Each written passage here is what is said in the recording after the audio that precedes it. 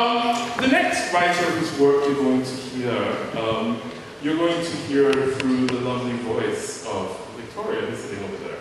And she gave me a little V sign for Victoria. What? I also can.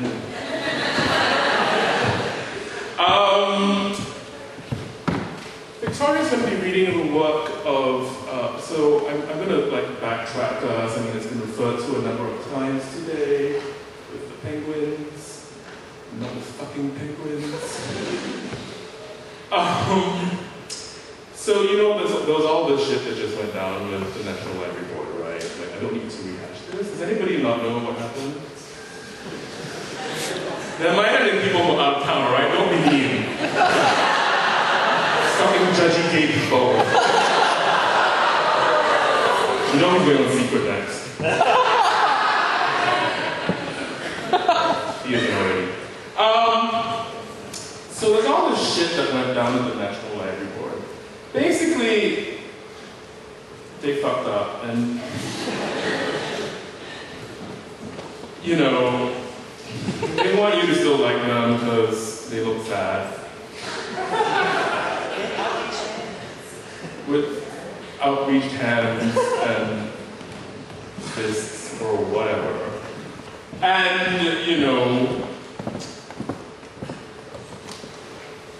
there were people who are very pleased with how things came out, and there were people who were very upset with how things ended up.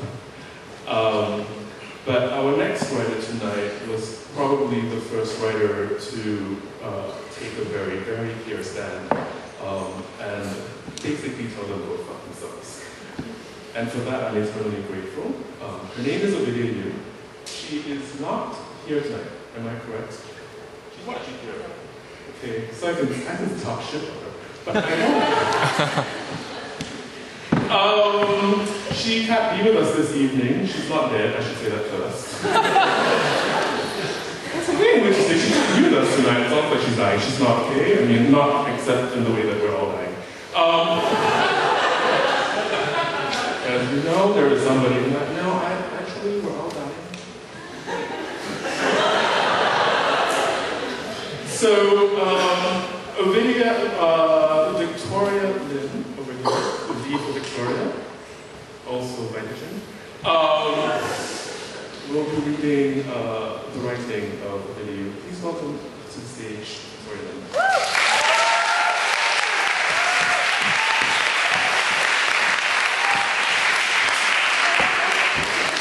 Wow.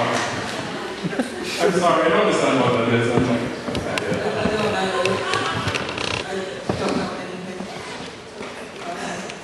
Alright. So, Kyonggar Spells by Ovidia Yu. We were minding our own business, never causing no trouble, and then from nothing you come and curse us. You're wicked, evil. The accusation burst out of the figure lurking by the vase of welcoming lilies on our rooftop terrace as we come out of the lift. Please, not another suicidal teenager, Renee, my flatmate, says, only partly in jest. Living in a modern condo in a heritage conservation district where walk-ups are the norm means that an unexpected visitor to our private penthouse on Sana Tower lobby is a potential jumper. The woman turns on Renee. You busy slut, it's all your fault. You made this one curse me. Now my husband is gone, my boy's got diabetes, and the doctor says he's got some lump growing inside, must go operate. Renee retreats before the barrage of Singlish and spittle. The woman has a fierce focus intensity sometimes seen on people verging on insanity. Her hair looks dirty and she smells a stale, sour odor of unhealthy, unwashed flesh and clothes surrounded and moved with her. If I were meeting her for the first time, I would classify her as crazy. Should we call the police? Renee asks quietly from behind me. Call Gary, I say. I keep between Renee and our visitor. Gary, chairman of our management committee, lives in the other penthouse in the Banyan Tower and is a reliable witness. It's all your fault. You destroyed my family and now you're making my son get sick. And tears and and memories overcome her words here. She cannot make herself say the word die, but I know it's not only for her son that these harsh raw sobs are for, as she twists herself in agony against our front door. And that stupid maid. Can you believe the stupid girl had the cheek to offer me money for my boy's treatment? Whoever heard of such a thing? I told her, if you so got so much money to throw at people, then why are you here washing toilets? I told the police, I told the maid agency, if the girl got so much money, she must have stolen it from me. Those useless people come and tell me I'm the one that owes her back pay. Renee, ever soft-hearted, moves over to comfort the intruder. Instinctively, I reach out an arm to block, to protect. The blue ceramic vase shatters on the wall beside her head. And did you see that? The madness in the woman's voice rises and shrieks again. Did you see what she did?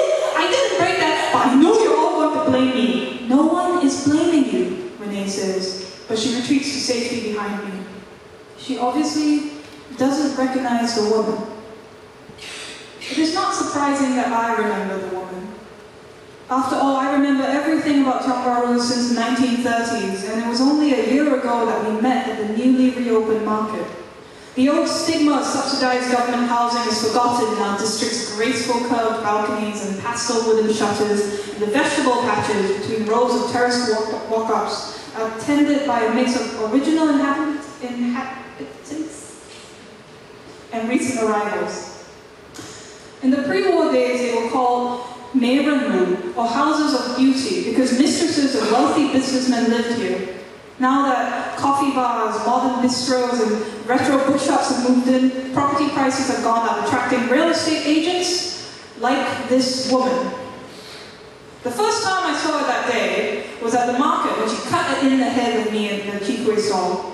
Chikwe is rice flour and water steamed into delicate curved discs and topped with fried pickled vegetables and sesame seeds, and is still one of Renee's favorite treats. The woman had her husband, maid, and 2 children in tow, was talking loudly about the profits she intended to make. I don't see why this place is supposed to be such a big deal. People buying to rent to homos and foreigners, and that's why prices are so high. She complained about the price and quality of the Chikwe. She complained about the seating and the birds, and she scolded her daughter for not eating, her husband for not listening, and her maid for not stopping her son from throwing his fork and plate and water bottle at the birds. Then she slapped her maid for trying to collect the unfinished food in the plastic bags. So dirty, people will think we don't feed you. The maid had been given nothing to eat. But the maid was not as thin as the daughter, who had eaten nothing. I noticed, even if her mother did not. She might have been a pretty girl, I thought, if not dwarfed by her mother's size and manner. That might have been the end of it. If she had not appeared in front of the St. Paul Road ground floor flat I was living in then. I recognized the strident voice mocking our simple wooden doors and painted window grills, even as she stuffed best price offered for your property flyers through them. I'll tell you, these days all these rich homos and poor angmos want to live here. These stupid old people don't know what they're sitting on. Hey, boy, don't throw! A crash followed. I opened the door to find her stodgy son had smashed the fish tank on the 5-foot wave of cut cactus. Water and broken glass and my 2 desperately flailing fish covered the ground. The husband and maid were nowhere to be seen, no doubt distributing flies elsewhere, but the anorexic daughter was standing there, looking both sullen and alarmed. The woman smacked the girl in the back of her head, making the chubby boy crow in glee. Why didn't you watch your brother? This is your fault. Now, the lift doors open again. Handsome, efficient Gary appears with his 2 Filipino maids and chauffeur, assorted neighbors, and an apologetic security guard. They are armed with kitchen knives, Gary's golf clubs, and a Koran.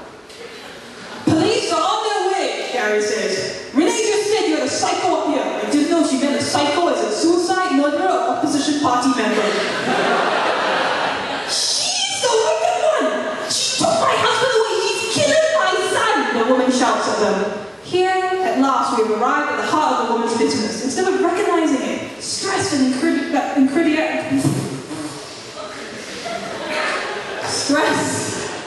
burst out Renee in a sudden spurt of laughter. Her? She's not into men, and she won't even eat meat because she won't kill animals. Now the woman quietens and at Renee. And she took you also. I never knew you were so serious about singing one. I thought you were just playing the role for once in your life. Listen to me. Tell her to stop killing your brother. Renee looks confused. Fortunately, Gary steps in and directs his chauffeur and our security guard to take the woman downstairs. She's still struggling with them when the police arrive. The policemen take the woman away, of course. One of them shyly tells Renee he has all her CDs and always watches President Star Charity when she sings for them. She gives him a can of chrysanthemum tea and an autograph photo, and he goes off happy, promising he will make sure that she is never bothered again by this wacko nutcase. The mad woman is still shouting. We can hear her at street level, the desperation in her voice growing with the distance. She cursed me! She cursed my whole family! I had not cursed this woman, or her damned family. As her daughter helped transfer my poor suffocating fish into a tub, I spoke quietly to the woman, outlining the future coming to her. There is no need for harsh tones when your words hold power. Even her daughter had not heard a thing. Besides, it was already clear a year ago that her husband had left her bed and was on his way out of her life. Likewise, her son's cancer had already been hovering, dark stickiness in the air on his soft, doughy body, and all I had done was name and bring it to the surface. I know the smell of sickness very well. I was only 27 years old when I died during the occupation. Some things hang in the balance, and a word spoken is all it takes to tip the consequence. Will she be all right? Renee says. She looks beautiful and concerned. She's crazy, isn't she? No.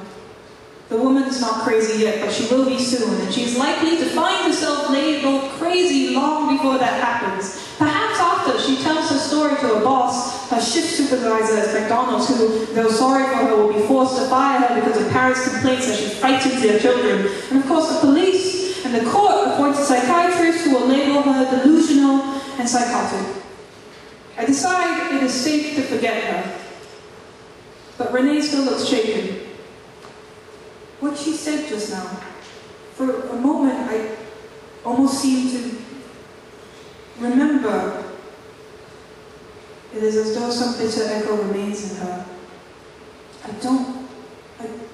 don't want to end up like her, she says again.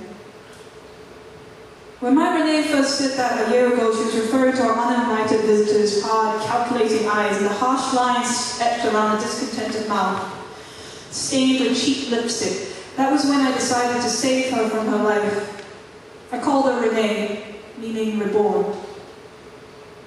I love you, I reminded my Renee. Nothing else matters. I will always keep you safe. My words protect and bind her safely to me again. Renee's lovely face clears and she smiles and turns to go in. I will follow.